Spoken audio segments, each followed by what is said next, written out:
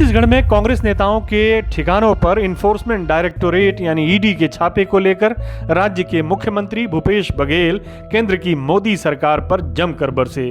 बघेल ने केंद्र सरकार पर आरोपों की बौछार कर दी। उन्होंने आरोप लगाया कि ये छापे असल मुद्दों से जनता का ध्यान भटकाने के लिए मारे जा रहे हैं। बघेल ने 20 फरवरी की सुबह ट्वीट कर ये सूचना दी कि छत्तीसगढ़ प्रदेश कांग्रेस कमेटी के कोषाध्यक्ष, पार्टी के पूर्व उपाध्यक्ष और एक विधायक सहित मेरे कई साथियों के घरों पर आज ईडी ने छापा मारा है। 4 दिनों के बाद रायपुर में कांग्रेस का महाअधिवेशन है। तैयारियों में लगे साथियों को इस तरह रोककर हमारे हौसले नहीं तोड़े जा सकते। एक दूसरे ट्वीट में बघेल ने कहा कि भारत जोड़ो यात्रा की सफलता से और अडानी की सच्चाई खुलने से बीजेपी हताश है और ये छापे ध्यान भटकाने का प्रयास हैं। उन्होंने दावा किया कि देश को सच पता है और सरकार जांच एजेंसियों का किस तरह दुरुपयोग करती है इसे सब भली भांति वाकिफ हैं। इससे कोई फर्क नहीं पड़ने वाला, हम लड़ेंगे और जीतेंगे। छत्तीसगढ़ में इसी साल विधानसभा चुनाव होने वाले हैं।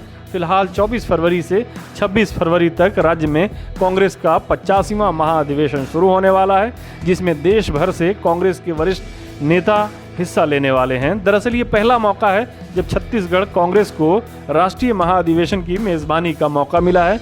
इसे लेकर तैयारियां जोरों पर चल रही हैं। इस अधिवेशन को सफल बनाने के लिए छत्तीसगढ़ कांग्रेस ने पूरी ताकत झोंक दी है। इसके साथ रायपुर में कांग्रेस कमेटी की एक बड़ी आम सभा की भी तैयारी चल रही है। इसमें लाखों लोगों की भीड़ जुटाने की भी तैयारी शुरू हो गई है। मुख्यमंत्री भूपेश बघेल ने कहा कि छापे पहले भी पड़ सकते थे क्योंकि कांग्रेस का महाअधिवेशन करीब है और इस अधिवेशन में 2024 के लोकसभा और 2023 के विधानसभा चुनावों के रोड मैप तैयार होने हैं। उससे लेकर बीजेपी घबराई हुई है। इस कार्यक्रम को विफल करने के लिए ये कार्रवाई करवाई जा रही है। उन्होंने कहा कि कांग्रेस अंग्रेजों से नहीं डरी तो इनसे क्या डरेगी। बघेल ने यह भी आरोप लगाया कि पूर्व मुख्यमंत्री जो बात ट्वीट करके बताते हैं वही प्रेस नोट ईडी के प्रवक्ता की ओर से आता है। उन्होंने सवाल किया कि क्या ईडी का दुरुपयोग भाजपा कर रही है या रमन सिंह ईडी के प्रवक्ता हो गए हैं। ये पहला मौका नहीं है कि केंद्र सरकार पर केंद्रीय एजेंसियों के दुरुपयोग के आरोप लगे हों। कांग्रेस के शासनकाल में सीबीआई को कांग्रेस ब्यूरो ऑफ इन्वेस्टिगेशन कहा जाता था।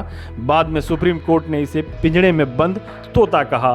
राजद नेता और बिहार के उप मुख्यमंत्री तेजस्वी यादव सीबीआई, ईडी और इनकम टैक्स को बीजेपी के 3 दमादों की संज्ञा दी।